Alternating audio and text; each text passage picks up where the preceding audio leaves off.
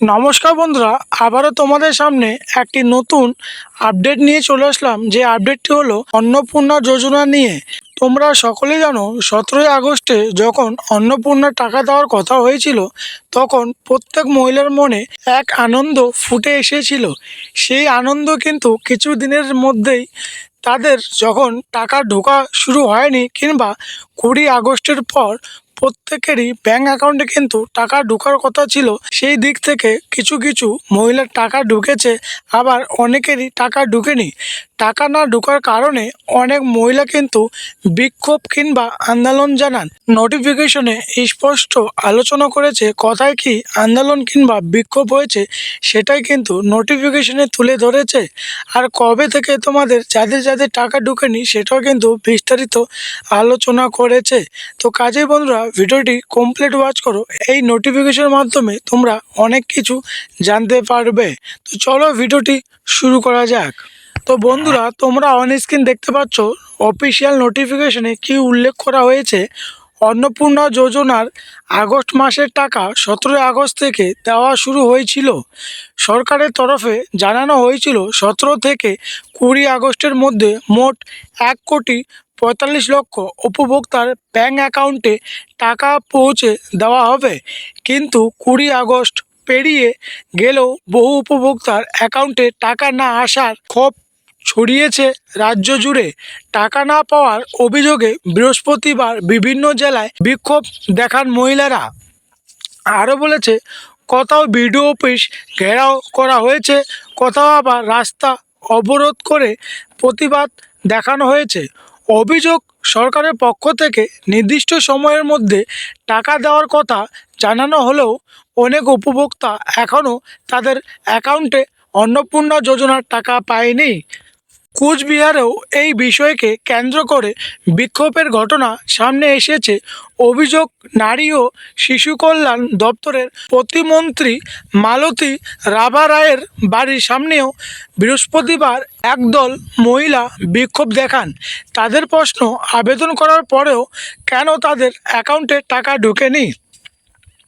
তবে এর আগে সরকারের তরফে জানানো হয়েছিল, ইতিমধ্যে প্রায় 1,62,00,000 আবেদন যাচাই করা হয়েছে।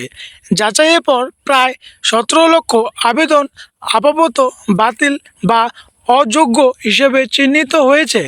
এর মধ্যে প্রায় 10 কোটি আবেদনকারীর আধার নম্বরের সঙ্গে ব্যাংক অ্যাকাউন্টের সংযোগ পাওয়া যায়নি বলে অভিযোগ। এছাড়াও সরকারি চাকরি, আয়কর প্রদান বা অন্নপূর্ণা যোজনার নির্ধারিত যোগ্যতার শর্ত পূরণ না করার কারণেও কিছু আবেদন আটকে রয়েছে। আরও বলেছে, তবে এই 17 লক্ষ আবেদনকারীকে চূড়ান্তভাবে প্রকল্প থেকে বাদ দেওয়া হয়নি বলেই সরকারের তরফে জানানো হয়েছে। আধার, ব্যাংক অ্যাকাউন্ট বা অন্য কোনো নথিতে সমস্যা থাকলেও তা সংশোধন করে তারা ফের দাবি বা আপত্তি জানাতে পারবেন। অন্যদিকে 11 জুলাই থেকে 31শে জুলাই পর্যন্ত যারা অন্নপূর্ণা যোজনার জন্য আবেদন করেছেন তাদের নথি যাচাই এখনও চলছে। নবান্নে সূত্র খবর, এই যাচাই প্রক্রিয়া সেপ্টেম্বরের মধ্যে শেষ হতে পারে। যাচাইয়ের পর যারা যোগ্য বলে বিবেচিত হবেন তাদেরও প্রকল্পের টাকা দেওয়া হবে। আরও বলেছে, অন্নপূর্ণা যোজনার টাকা নিয়ে জেলায় জেলায় বিক্ষোভের মধ্যে বিষয়টি নিয়ে সরব হয়েছেন রাজ্যের পুর ও নগরায়ণ মন্ত্রী অগ্নিমিতা পাল।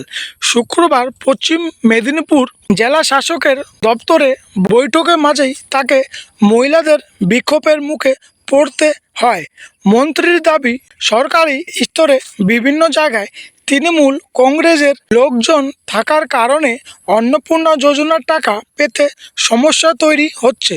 পাশাপাশি যারা এখনও আর্থিক সহায়তা পায়নি তাদের সংশ্লিষ্ট বিডিও বা এসডিও অফিসে অভিযোগ জানানো পরামর্শ দিয়েছেন তিনি।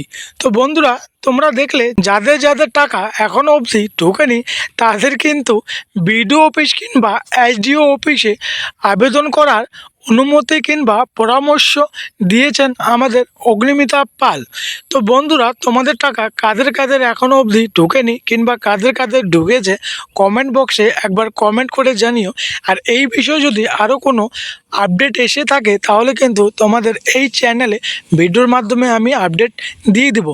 সাথে বন্ধুরা, যাদের যাদের টাকা ঢুকেনি এখন কিন্তু স্ট্যাটাস দেখা যাচ্ছে, সাথে ক্লেমও করা যাচ্ছে। তোমরা যদি চাও তাহলে তোমাদের স্ট্যাটাস দেখে ক্লেম করতে পারো, সেই নিয়ে কিন্তু আমি ভিডিও করে দিয়েছি, আমার এই চ্যানেলে আছে, চাইলে তোমরা একবার দেখে নিও। তো চলো, আজকের জন্য এতটুকুই। দেখা হচ্ছে নেক্সট কোনো এমনই নতুন আপডেটের ভিডিও নিয়ে।